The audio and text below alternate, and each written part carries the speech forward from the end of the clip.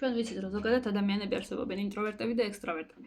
იგივენაირად ვიცით, რომ არის ოქროს შუალედიც, ამბივერტი, რომელსაც შეუძლია იყოს ინტროვერტი და შეუძლია იყოს ექსტროვერტი. ეს არის ოქროს შუალედი, რომელიც სასურველია ყველასთვის. ანუ ნებისმიერი ინტროვერტისთვის და ექსტროვერტისთვისაც ჯობს, რომ გამოიმუშაონ, ესე ვთქვათ, შესაძლებელი უნარები, რომ გახდნენ ამბივერტები. ინტროვერტი იქიდან გამომდინარე, რომ პლუსი არის იმაში, რომ შეუძლია საკუთარ თავთან ჩაღრმავება, შეუძლია მარტოობა, შეუძლია ნებისმიერი საქმის კეთება მარტო და არავინ არ სჭირდება, მაგრამ მინუსი არის ის, რომ სოციალიზაციის პრობლემა არის. ექსტროვერტის შემთხვევაში ეს ადამიანი მარტო საერთოდ ვერ ძლებს, ეს არის ძალიან გარემოზე დამოკიდებული ადამიანი, ყველაფერს აკეთებს და ყველაფერს სწავლობს გარემოდან, ყველაფერს აკეთებს ხალხში, ჯგუფში, გარეთ და შესაბამისად მინუსი არის ის, რომ უჭირს საკუთარ თავთან ჩაღრმავება, უჭირს საკუთარი თავის ამოცნობა, გაცნობა და ამბივერტი ამ შემთხვევაში არის იდეალური, იმიტომ რომ ამბივერტს შეუძლია თავის დროზე იყოს ექსტროვერტი და თავის დროზე იყოს ინტროვერტი და შესაბამისად ეს არის იდეალური ვარიანტი.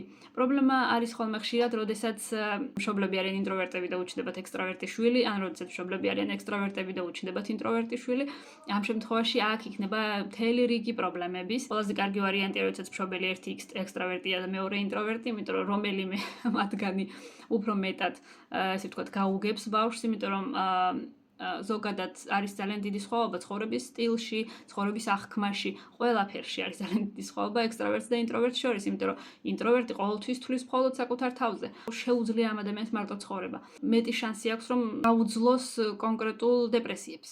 ექსტროვერტების შემთხვევაში აბსოლუტურად განსხვავებული არის ყველაფერი. ექსტროვერტი არის დამოკიდებული გარემოზე. ამ ადამიანს მარტო არ შეუძლია. თუ ექსტროვერტი იქნება დეპრესიაში და მარტო, ექსტროვერტს ძალიან გაუჭირდება დეპრესიული პერიოდების დაძლევა, თუ იქნება მარტო. როდესაც ადამიანი მშობლები არიან ექსტროვერტები, არიან ძალიან კომუნიკაბილურები, არიან ძალიან აქტიურები. და როდესაც შვილი არის ინტროვერტი, რომელსაც უნდა მარტო ყოფნა და ექსტროვერტი მშობელი, რა თქმა უნდა, თავის შვილს ეხლა ან თვითონ იქნება ისეთ გარემოში, ექსტროვერტულ გარემოში და შვილი არის დისკომფორტი აქვს, იქიდან გამომდინარე, ბევრ ხალხშია, ან ყოველთვის კომუნიკაციის, ესე ვთქვათ, ნაკადები მოდის მასთან და ექსტროვერტი ცხოვრებას ბევრად უფრო ნათლად უყურებს, ბევრად უფრო ოპტიმისტურად უყურებს, იმიტომ რომ ბევრ ხალხში არის და ხალხის იმედი აქვს, გარემოს იმედი აქვს და ინტროვერტი უფრო მარტო არის, ყოველთვის საკუთარ თავზე თulis და შესაბამისად ესეთი ოპტიმისტური არ არის ხშირ შემთხვევაში ინტროვერტი. როდესაც მშობელი არის ინტროვერტი და მარტო არის და ბავშვი ექსტროვერტია, ბავშვს უნდა გარემოში რეალიზაცია, ბავშვს უნდა მეგობრებთან ყოფნა, ბავშვს უნდა სადმე წავიდეს, რომ მშობელმა სადმე წაიყვანოს, რომ ერთად სადმე მხიარულ გარემოში იყვნენ, მაგრამ ესეთი ბავშვი მშობლებში,